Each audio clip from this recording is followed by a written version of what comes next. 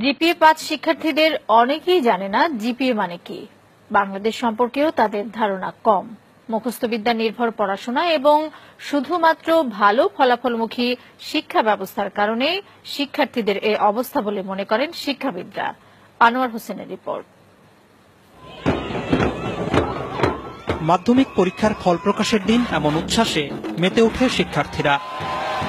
ভালো ফলের সর্বোচ্চ মাপকাঠি জিপিএ-5 যারা পায় তাদের আনন্দ সীমা ছাড়ায়। প্রশ্ন উঠেছে বছর বছর পাশের হার আর জিপিএ-5 সংখ্যা বাড়লেও শিক্ষার মান বাড়ছে কিনা। এর জবাব খুঁজতে আমরা কথা বলি এবার এসএসসিতে পাশ করা কয়েকজন শিক্ষার্থীর সঙ্গে, যাদের মধ্যে 6 জন জিপিএ-5 পেয়েছে। তাদেরকে আমরা কিছু প্রশ্ন করি। জিপিএ এটার পূর্ণাঙ্গ রূপ কি? জানি না, এখন মনে পড়ছে না। GPA grading point.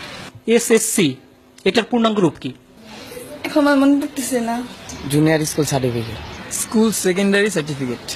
আমি জিপিএ-5 পেয়েছি, ইংরেজিতে কি হবে? I am GPA 5.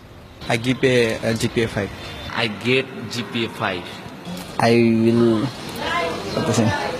মোট 13 জনকে প্রশ্নগুলো করা হয়েছিল, কিন্তু কেউই সঠিক জবাব দিতে পারেনি। এসব শিক্ষার্থীর কাছে এরপর করা হয় সাধারণ জ্ঞান এবং বিজ্ঞান বিষয়ে কিছু প্রশ্ন। পাঠ্য বইতে বিভিন্ন সময় পড়লেও খুব কম প্রশ্নেরই সঠিক উত্তর দিতে পারে তারা। শহীদ মিনার কোথায়? সরি, যাই না। অপারেশন সার্চলাইট এটা কি? অপারেশন সার্চলাইট যাই না।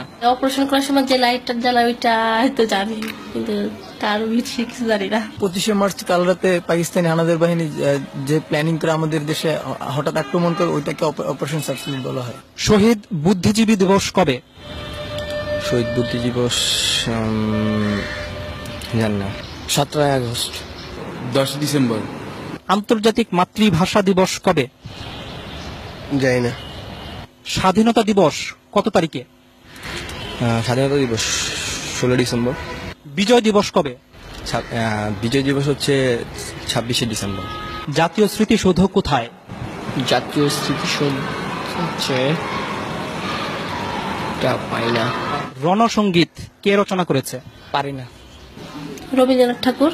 বাংলাদেশের জাতীয় সঙ্গীতের রচয়িতা কে? কাজী নজরুল ইসলাম। মাউন্ট এভারেস্ট কোথায়? ইংল্যান্ড। তুমি সায়েন্সে পড়েছ। পিথাগোরাস কে? একজন ঔপন্যাসিক। নিউটন কোন তত্ত্বের জন্য বিখ্যাত? জানি না। আইনস্টাইনের কোন তত্ত্ব কি তোমাদের পড়িয়েছে? আইনস্টাইন না, নিউটনের পড়ছি, কিন্তু আইনস্টাইনের পড়ি নাই। নিউটনের তত্ত্বটা কি, নাম কি? গাছ থেকে মানে আপেল পড়ার যেই তত্ত্বটার নাম কি? নামটা মনে নেই। বাংলাদেশের বর্তমান রাষ্ট্রপতির নাম কি? বাংলাদেশের বর্তমান রাষ্ট্রপতির নাম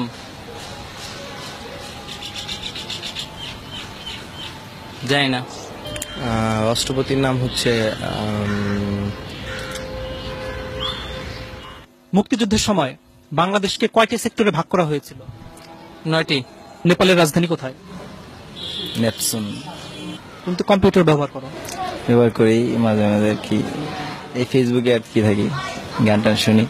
হার্ডওয়্যার এবং সফটওয়্যার এটার মানে বুঝো? জানি না। তোমরা কি পাঠ্য বইয়ের বাইরে কোনো বই পড়ো? এমনি মানে গল্পের বই পড়ি। কার গল্প? রবীন্দ্রনাথ ঠাকুরের গল্পের বই পড়ি। রবীন্দ্রনাথ ঠাকুরের একটা গল্পের নাম বলো তো। শিক্ষাবিদরা বলছেন জিপিএ-5 পেয়ে ভালো শিক্ষার্থীর তকমা নিলেও জ্ঞান অর্জনের দিক থেকে পিছিয়ে আছে তারা। আমরা দেখি বিশ্ববিদ্যালয়ে ভর্তি পরীক্ষায় জিপিএ-5 তারা পাশ পর্যন্ত করতে পারে না। তার মানে যারা জিপিএ-5 পেয়েছে তারা যেটা শেখার কথা সেটা শিখে নাই। তার মানে হচ্ছে কি এই জিপিএ-5টা সত্যিকার জিপিএ-5 না, তাদের হাতে জিপিএ-5টা তুলে দেওয়া হচ্ছে। এখন শিক্ষার গুণগত মানটা যদি বাড়ানো না হয়, তাহলে শুধুমাত্র সংখ্যা দিয়ে আসলে কোনো লাভ হবে না। এদিকে শিক্ষার্থীরাই জানালো কেন তারা এসব প্রশ্নের উত্তর দিতে পারছে না। প্রথম কথা হলো আমি সংবাদ বেশি দেখি না, নিউজ পেপার পড়ি না। পাঠ্য বইয়ে যে সিলেবাসটা দেওয়া আছে ওই সিলেবাসের মধ্যেই সবসময় সীমাবদ্ধ থাকো। ওগুলো সায়েন্সের সাবজেক্টগুলো একটু বাইরে পড়ি, কিন্তু এই বাংলা সমাজ এগুলো নিয়ে আমার বেশি ঘাটতে আর কি, বেশি পড়ি না। তবে শিক্ষাবিদরা মনে করেন দেশের সাহিত্য ইতিহাস সম্পর্কেও জ্ঞান থাকতে হবে শিক্ষার্থীদের। বিজ্ঞান, বাণিজ্য, মানবিক বিভাগের মধ্যে তো আলাদা করা যাবে না। এটা এই দেশের যদি নাগরিক হিসাবে তারা বড় হয়, তাহলে তো এগুলো জানতে হবে। কোথায় শহীদ মিনার, কেন শহীদ মিনার, কোথায় স্মৃতিস্তম্ভ, কাদের স্মৃতিতে স্তম্ভ, এগুলো তো জানতে হবে। এটা না জেনে কি করে? তারা বলছে তাদের বাংলা সাহিত্যের ব্যাপারে, ইতিহাসের ব্যাপারে আগ্রহ নেই, মানে এইটা আসলে তাহলে মানে তারা কি পূর্ণাঙ্গ শিক্ষা পাচ্ছে? না, একেবারেই না, একেবারেই না। শিক্ষা সংশ্লিষ্টরা বলছেন শিক্ষার্থীরা মুখস্থ বিদ্যা নির্ভর হয়ে যাওয়ায় তাদের এমন দশা। বছরের প্রথম থেকেই যদি তারা কোচিংমুখী হয়ে তারা শুধুমাত্র চ্যাপ্টারগুলি মানে সামারাইজ করে ছোটভাবে ওইভাবে শেখানো হয় নাম্বারের দিকে তাকিয়ে, তাহলে তার জ্ঞান তো বাড়ছে না, মেধাও বাড়ছে না। আমি বলবো যে মেধার অপচয় হচ্ছে। এর প্রভাব পড়েছে চাকরি ক্ষেত্রেও। চাকরিদাতাদের অভিজ্ঞতা বলছে যেসব শিক্ষার্থী ভালো ফলাফল করেছে তাদের একটি বড় অংশই ইন্টারভিউ বোর্ডে ভালো করছে না। ট্রাফিক জ্যাম নিয়ে কিছু একটা লিখতে বললাম, বা এখন হয়তো ওয়ার্ল্ডে কোনো একটা ইভেন্টস হচ্ছে, সে কোনো একটা খেলা টুর্নামেন্ট চলছে, বলি যে এটার উপরে লেখেন, যা মনে হয় আপনি বাংলায় লেখেন, ইংলিশে লেখেন। উদ্দেশ্যটা থাকে হচ্ছে তার সেন্টেন্স মেকিংটা দেখা, থিঙ্কিং প্রসেসটা কি এটা জাজ করা, অ্যাটিটিউডটা দেখা। ফলাফলটা ভালো আসে না। জেনারেল নলেজটা ডেটোরিয়েট করেছে এবং কমিউনিকেশন স্কিলে ডেটোরিয়েট করেছে, বোথ রাইটিং স্কিল এবং ভার্বাল স্কিলটাতে। এমন বাস্তবতায় শিক্ষার্থীদের গুণগত মান নিশ্চিত করতে তারা যেন মুখস্থের পরিবর্তে পাঠ্য বই আগাগোড়া পড়তে এবং পাঠ্য বইয়ের বাইরেও বই পড়তে উৎসাহিত হয়, সে ব্যাপারে অভিভাবক এবং শিক্ষকদের জোরালো ভূমিকা রাখার আহ্বান শিক্ষাবিদদের। আনোয়ার হোসেন, মাছরাঙা সংবাদ, ঢাকা।